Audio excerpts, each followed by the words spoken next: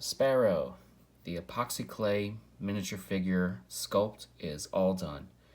And before I move on to the next project, I just wanted to spend some time to collect my thoughts now that this is all done. So, some prehistory. The previous two scratch builds were the ditch digger and this screw prototype. Both were done with styrene strips pretty much entirely. And I ran into a trouble basically escaping the form of that medium. They're very blocky, and getting forms that are not blocky are difficult. Rather than building something up piece by piece with styrene strips and sheets, I could mold it or I could sculpt it and then shave it away into something. I felt like that would be an easier approach. So, at a high level, it is done. It looks like a robot. It has colors. It has the shape of a robot, and that in and of itself, the fact that it is actually completed, is a success. The whole goal of this project was to learn how to use epoxy clay. I just wanted it to be done and see how far I could get. So definitely happy on that front. Now to the particulars of painting and scribing, details, design.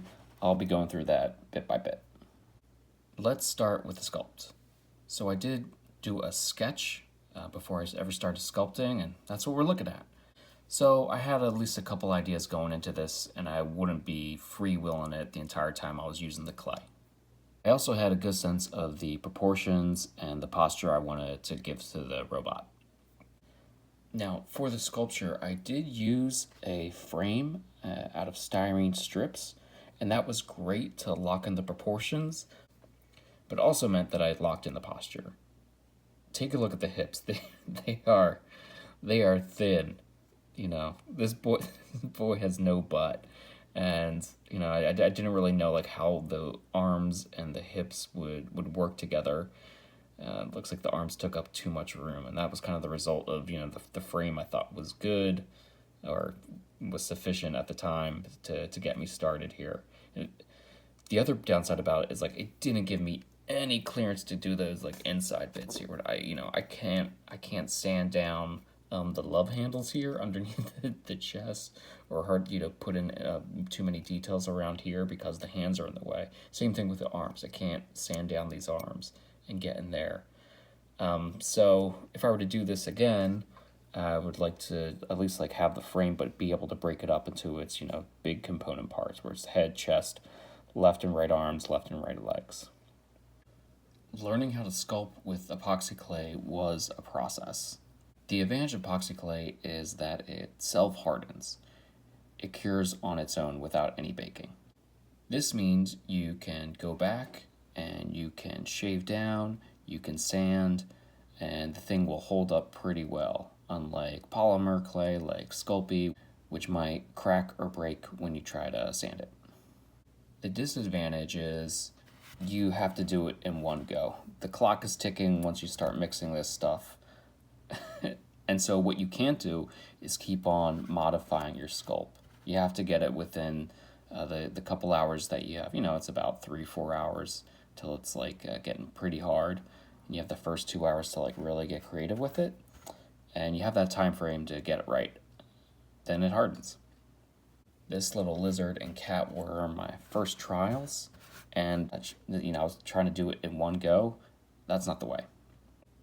And then I tried this other technique where I was like making little shapes and then I'd like put them together, because another advantage of epoxy clay is that it can be used as an adhesive to like attach things together.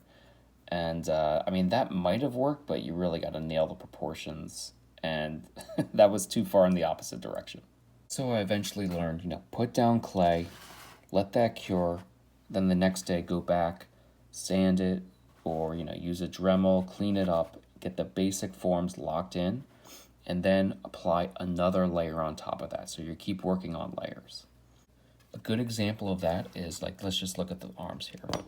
That blocky upper arm, that was like layer 1. Then layer 2 might be this big forearm glob. Then layer 3 would be this like detail pad. Same thing with the shoulder, put that shoulder piece on and then eventually put this pad on. So you can kind of see that technique used all over here, where like I have the pads in the navy blue, and you can see like the basic form is in the Bermuda blue. I went wild with scribing. There's a lot of scribing on this figure, even for being something that was like mostly just a demo piece.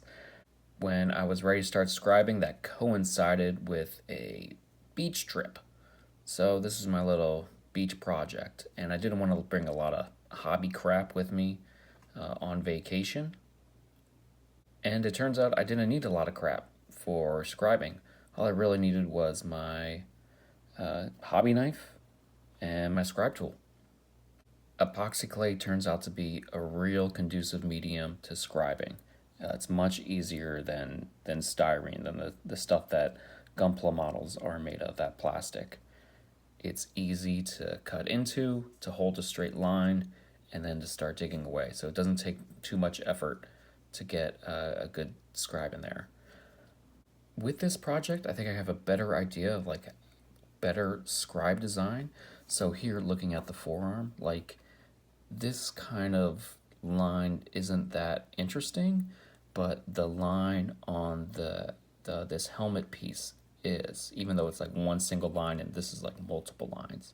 So having this kind of like short segments breaking up there, and not having that be shorter as opposed to everything is like the same size, I think that works better here.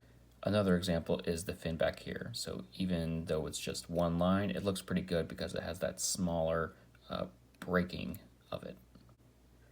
You can really see the benefits of scribing with epoxy clay in the vents. So this is all done with the scribe tool. I think they came out great doing this kind of like intricate detail, trying to like scratch build that with plow plate. Would be driving me nuts. There's probably an easy way to do it. Now that I'm thinking about it, you just layer them on there. But like getting the curved form over it, I don't know.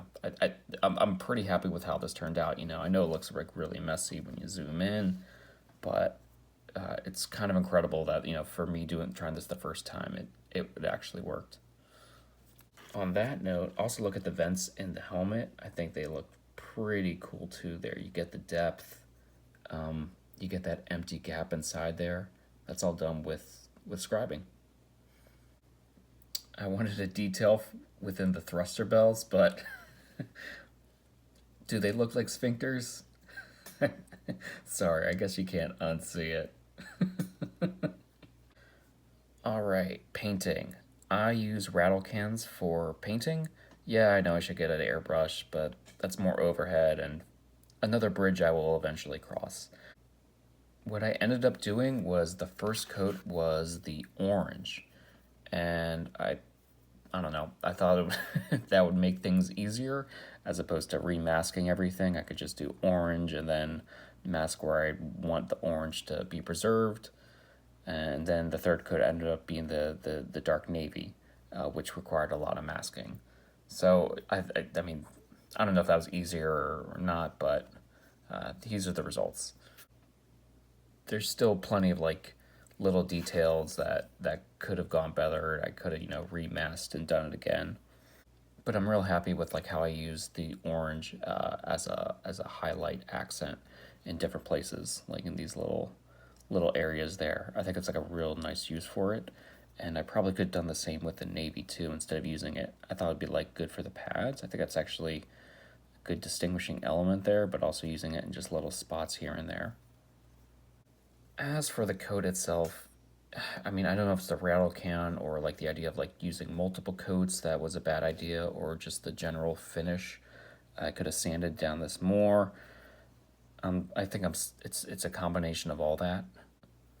I think the places where the sculpture was sanded, like on this forearm, ended up looking pretty good. But I mean, I don't know if this is gonna show up on the video. It's still a bit bumpy. It definitely looks like clay as opposed to this robot could walk out of the hangar. What do you think? This is supposed to be like a little sparrow perched up. Is that showing up? I did this S emblem just with, you know, masking tape, cutting it in and putting it on there. I'm actually happy with how that turned out. The O, I think, was okay, but then it's like started chipping. Well, again, I don't know if it's the rattle can or my application. Here's another chip. So I'm real happy with how it turns out. There's a part of me that is like disappointed that it's not like a showpiece that will like stun people. It has all these messy flaws. It definitely looks like some guy who's using a rattle can for the couple first times. But when I step back and remember, this was me trying to learn and experiment, I definitely achieved all that. So I gotta be happy. The next step will be taking what I learned here and move on to the next sculpture. For this being my first sculpture, I think I probably overdid it with the details, and so my next one, I'm going to try to make something that can be produced in high quantities and maybe even cast. Hey, thanks for watching the video, and let me know what you think of this, if there's more information you'd like me to go into, or if it's long-winded, whatever. Trying to make this helpful for you and for others. And keep your knife sharp.